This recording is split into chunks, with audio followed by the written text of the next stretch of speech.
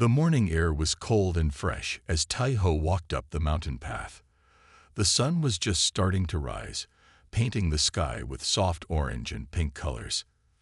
Tai-ho liked these early walks. They helped him think. Tai-ho worked as a biologist at a small research station near Seoul. He studied the local plants and animals. Most days were the same: collect samples, run tests, write reports. It was good work, but sometimes lonely. He stopped to take a drink of water from his bottle. That's when he heard it, a soft, strange cry, not quite like any animal he knew. Tai-ho looked around, trying to find where the sound came from. There, under a fallen tree branch, he saw something moving. Something small with silver fur that seemed to glow a little in the shadows. Tai-ho moved closer, careful not to make sudden movements. "Hello there," he said softly. "What are you?" The creature looked up at him. Tai-ho gasped. It had 3 tails and bright purple eyes. Eyes that seemed too smart, too aware for a wild animal.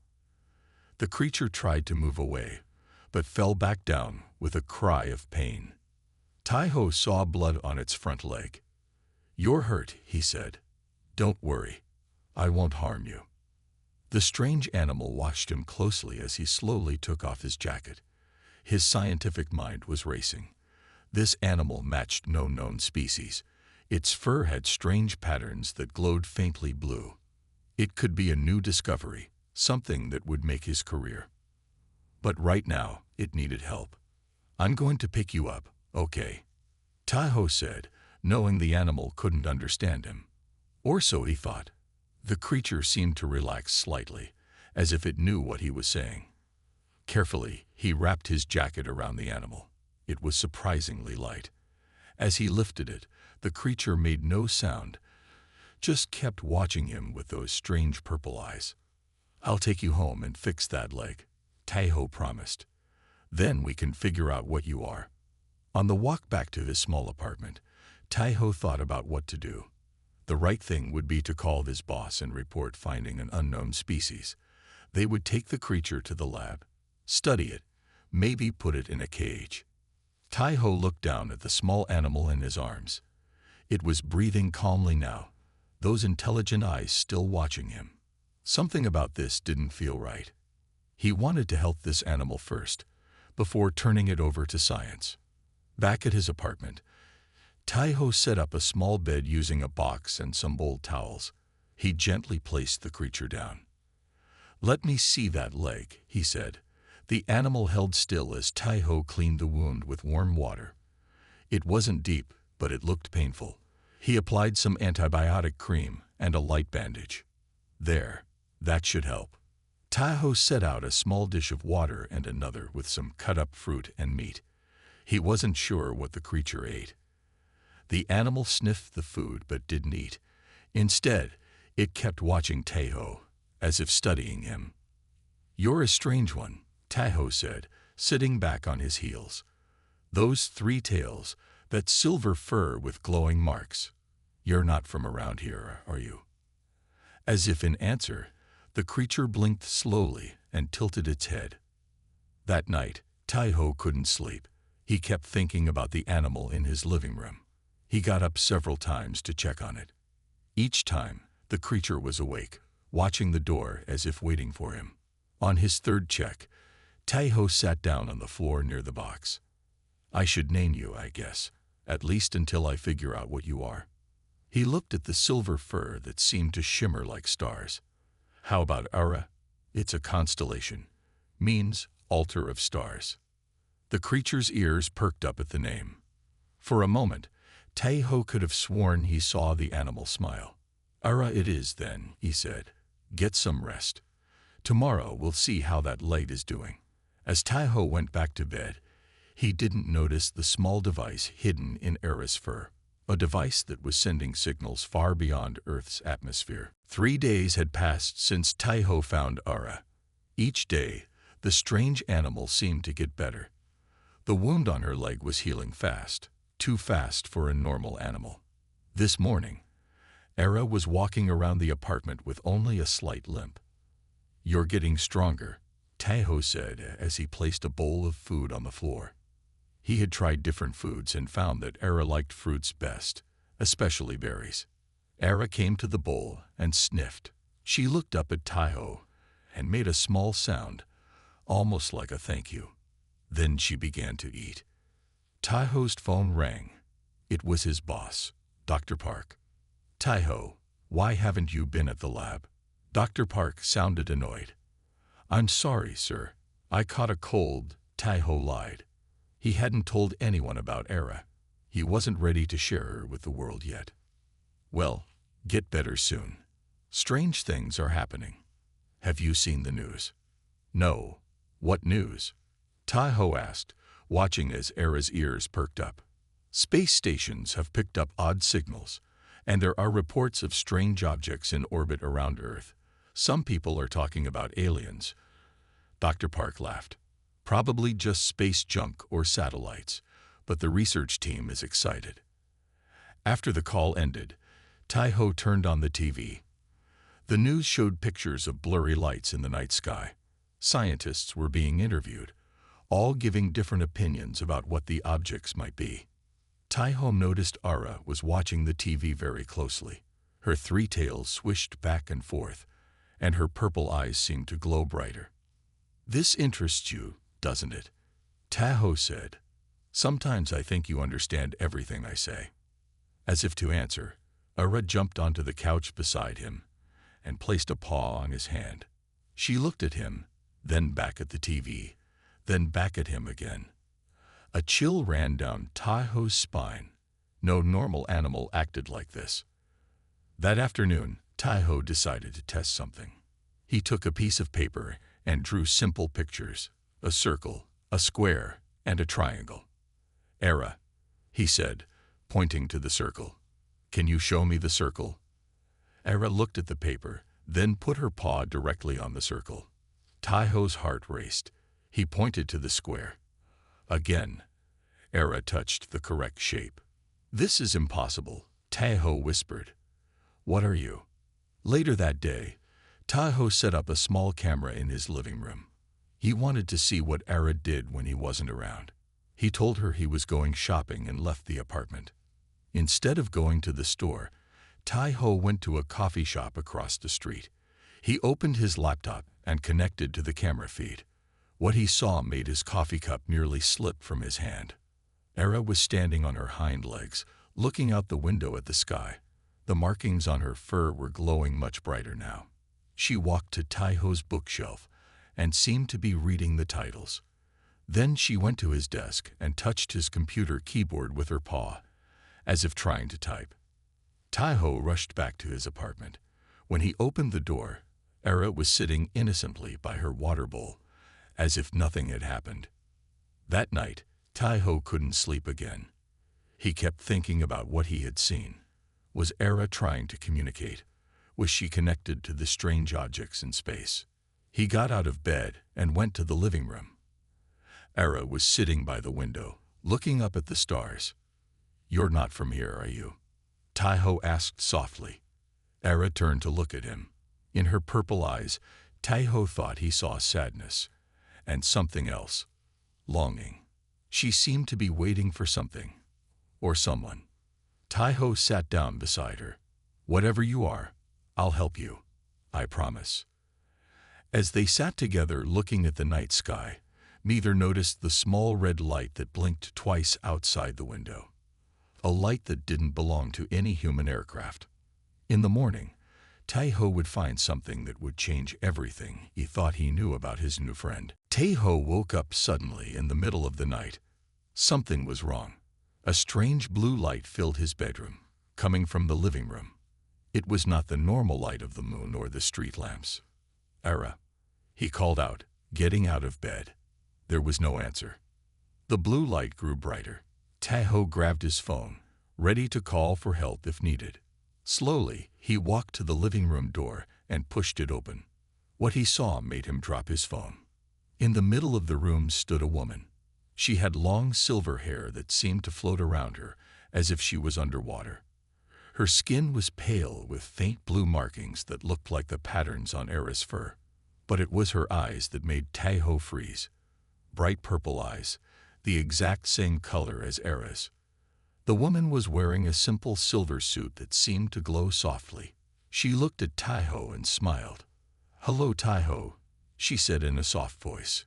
"Please don't be afraid." Taiho backed up against the wall. "Who are you? Where's Era?" The woman touched the markings on her arm. They glowed brighter for a moment.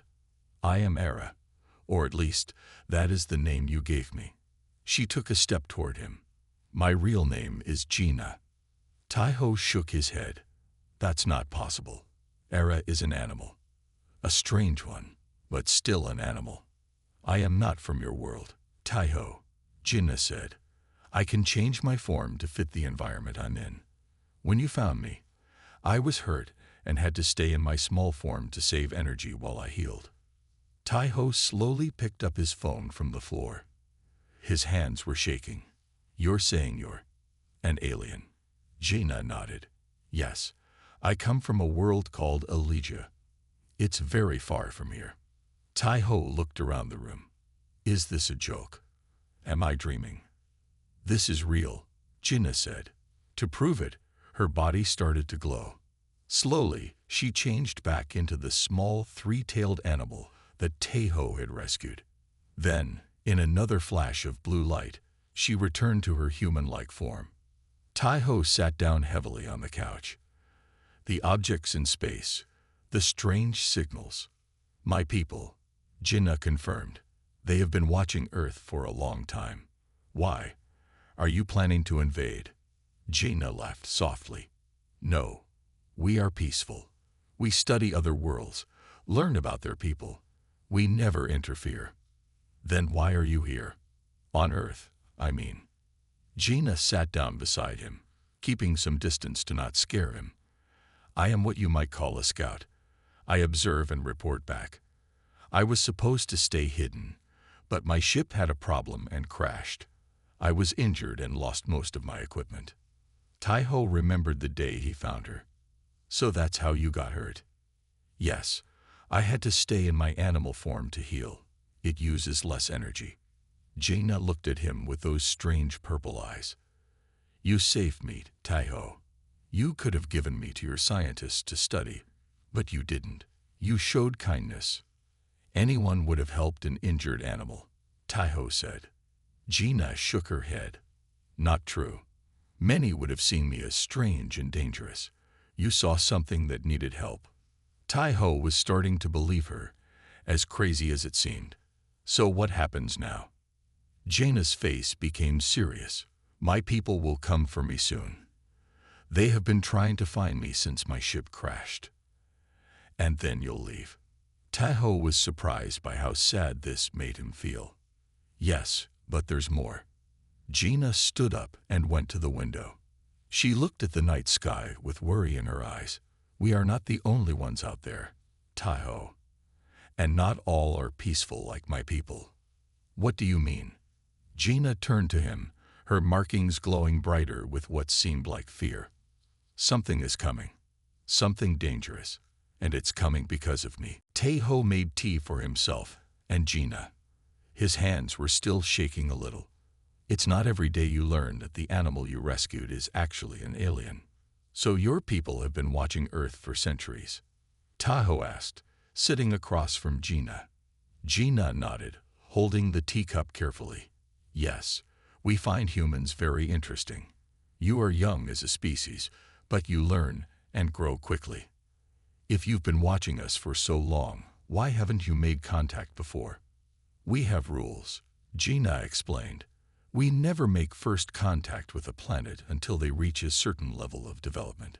Usually, that means when they start to travel between planets in their own star system." Taiho thought about this.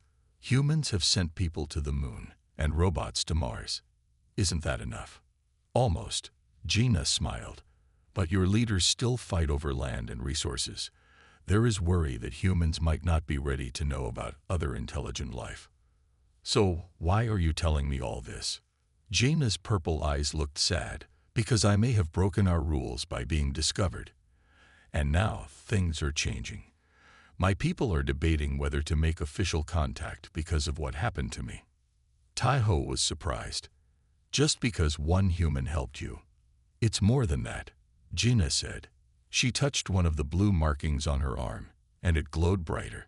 When I was hurt, I sent out a distress signal. It was meant only for my people, but she looked worried. But what? Others may have heard it too. That's the danger I mentioned. Gina stood up and walked to the window again. There are other species out there, Tai-ho.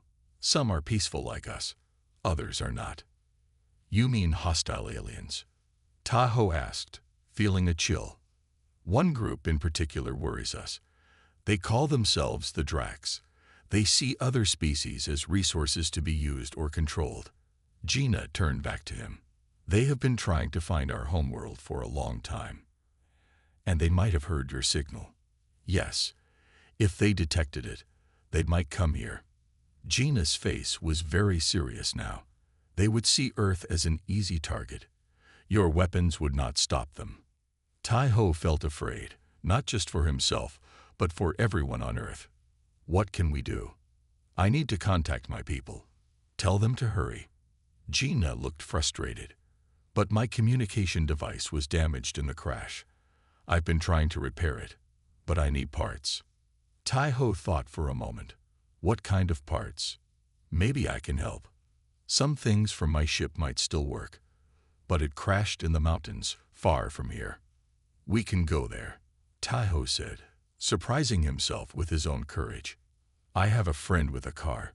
We can say we're going hiking. Gina looked at him with gratitude. You would help me, even knowing I'm not from your world. You're still the same era I saved, Tai-ho said. Just taller now. Gina laughed, a sound like small bells. Then her face became serious again. There's something else you should know about my people, Tai-ho. What's that? We believe that how a species treats those who need help says everything about them. Gina's eyes seemed to look right into his soul. When you found me, you could have left me there. You could have given me to your scientists. But you helped me, even though I was strange and different. Anyone would have done the same, Tai-ho said, looking down. No, Gina shook her head. That's what makes you special, Tai-ho. That's what makes humans worth protecting. Tai-ho felt his face get warm. So what do we do now? We need to leave early tomorrow. The Dracs move quickly once they have a target. Gina's markings pulsed with blue light. And Tai-ho, from now on, you need to be careful. The Dracs will destroy anything that gets in their way. That night, as Tai-ho tried to sleep, he wondered what he had gotten himself into. Tomorrow, he would help an alien try to save Earth from an invasion. It was like something from a movie, but it was real. And somehow, he wasn't as scared as he should be. The alien ship was dying. Its once smooth metal surface now looked like broken glass, with deep cracks and burning sections. Inside the research station, Jake Lee watched the incredible scene unfold through the reinforced windows. Arya stood beside him, her body tense. Her eyes reflected something between hope and disbelief. I have never seen anything like this, she whispered. Captain David Kim was talking rapidly into his radio. His voice was calm but excited. Keep the signal interference active, he told his team. We're close to breaking their systems completely. Dr. Emma Park worked quickly at her computer. Her fingers flew across the keyboard, tracking the alien ship's weakening defenses. Complex data streams scrolled across multiple screens, showing how human technology was slowly crushing the alien technology. The alien hunters had planned a simple mission. They thought they would easily capture Arya and destroy anyone who got in their way. But humans were not what they expected. Where the aliens had powerful weapons and advanced technology, humans had something more dangerous: creativity and teamwork. Jake remembered how they had prepared for this moment. Weeks of planning, of studying the alien ship's technical information, of creating complex signal patterns that could confuse their most advanced systems. It wasn't about having the biggest weapon. It was about being smart and working together. Suddenly, The alien ship's main engine began to fail. Bright blue-green energy leaked from its core, creating beautiful but dangerous streams of light. The ship started to spin slowly, like a wounded animal trying to find its balance. "They're losing control," Emma said. Her voice was professional, but Jake could hear a hint of excitement. "Their central computer can't recover from our signal attacks." Arya moved closer to the window. "My people have fought these hunters for generations," she said. "We always ran. We never thought about fighting back in this way." David walked over to them, a small smile on his face. "Sometimes the best weapon is not a gun," he said. "Sometimes it's a computer, a radio signal, or a really good idea." The alien ship was now falling apart. Small explosions appeared across its surface, like tiny stars being born and dying in quick succession. The hunters inside would have no chance of survival. Their advanced technology had become their weakness. Jake felt a mix of emotions. He was glad they were stopping the alien hunters, but he also understood the complexity of what was happening. This wasn't just a victory. This was a message about how intelligence and cooperation could overcome seemingly impossible challenges. Emma pulled up a final set of data on her screen. "We did it," she said simply. "We actually did it." Arya placed her hand on Jake's arm. Her touch was warm, almost electric. "Humans are not what I expected," she said. "You do not fight like any species I have ever known." Outside, the alien ship made one last desperate spin before breaking apart. Pieces of metal and strange energy scattered across the mountain landscape. It was beautiful and terrifying at the same time. "What happens now?" Jake asked. Arya looked at him, her eyes bright with a mix of hope and curiosity. "Now," she said, "everything changes." The sun began to set behind the broken alien ship, painting the sky in colors of orange and red. Another day was ending. But for humans, for Arya, for everything they understood about the universe, everything was just beginning. 3 months had passed since the alien hunters were defeated. The mountain research station looked different now. What was once a quiet scientific outpost had become something more, a place of new hope and unexpected friendship. Jake Lee sat on the wooden deck, watching the morning mist roll over the mountain trees. Beside him, Arya was drinking a cup of tea, a drink she had grown to love since coming to Earth. Her fingers, which could change shape at will, now looked perfectly human. "I never thought I would stay," Arya said softly. She looked out at the landscape, her eyes catching the early sunlight. "My people always believed in running, in hiding, never in making a home." Dr. Emma Park walked out onto the deck, carrying a stack of research papers. She smiled at Jake and Arya, a smile that spoke of friendship and shared adventure. "The data we've collected from your biology is incredible," she told Arya. "We're learning so much about adaptive life forms." Captain David Kim joined them, bringing more coffee. He had become a regular visitor to the research station. The military was deeply interested in understanding Arya and her species, but not as a weapon. They wanted to learn, to understand. Jake remembered the day everything changed. The battle with the alien hunters had shown the world something important. Humans were not just another species to be conquered. They were problem solvers, adaptable, and capable of working together in ways no one expected. "My government wants to meet you," David said to Arya. "Not to study you like a specimen, but to talk, to understand." Arya laughed. It was a sound that still surprised Jake, full of joy and a kind of wild freedom. "Talking is better than fighting," she said. "My people never understood that." Emma spread out some research documents. They showed complex diagrams of Arya's biological structure, how she could change shape, how her body adapted to different environments. But more than that, they showed something else. They showed a new kind of understanding between species. "We're more alike than different," Jake said. He was thinking about how Arya had saved him, how he had saved her, how they had both learned something important about survival and friendship. The research station was changing. More scientists were coming. Some were from other countries, some from different research fields. They all wanted to learn about Aria, about her ability to change and adapt. But it wasn't just about science anymore. It was about something bigger. "I want to help your people understand," Aria told Jake. "Not just about shape-shifting, about how to survive, how to work together." David looked serious. "The world is listening," he said. "What happened here? Our victory against the alien hunters. It changed everything. People are thinking differently now." A small drone flew overhead, carrying scientific equipment. In the distance, more research vehicles were coming up the mountain road. The world was coming to learn, to understand. Jake watched Aria. She was looking at the mountains, at the trees, at the sky. She looked like she was home. And in a way, she was. "Everything is possible," Aria said. Her voice was quiet but strong.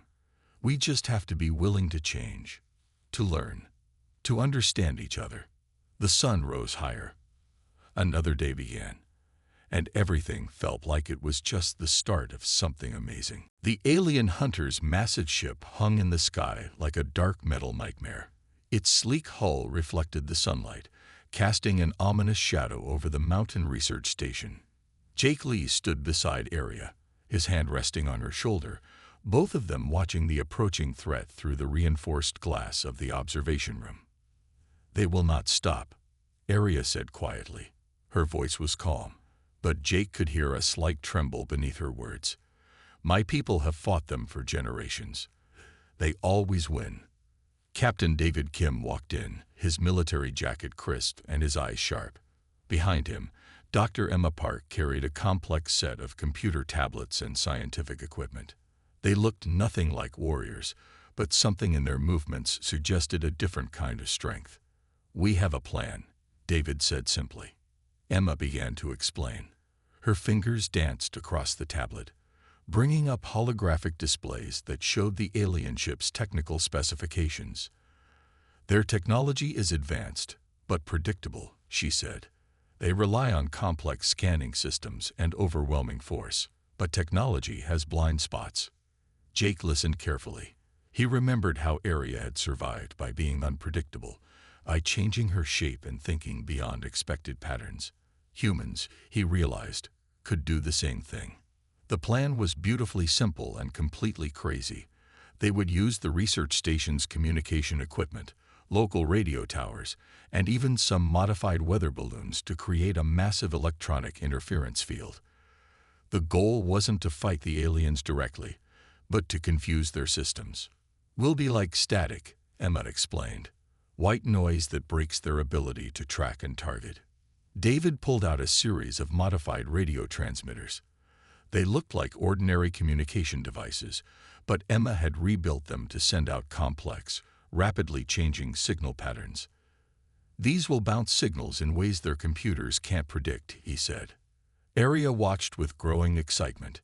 "Your species adapts," she said. "You see problems not as walls, but as puzzles to solve." Outside, the first wave of alien attack craft appeared. They were sleek, dark shapes that moved with impossible smoothness. Weapons ports opened, preparing to unleash destruction on the small research station. Jake felt a mix of fear and determination. This wasn't just about saving Aria anymore. This was about showing that humanity could stand against something that seemed impossible. Emma activated the first set of transmitters. Immediately, the alien ships began to wobble in the sky. Their perfect formation broke apart as their navigation systems became confused. Radio signals bounced and twisted, creating an electronic storm that scrambled their most advanced tracking technology. David was already moving, coordinating with military support teams miles away.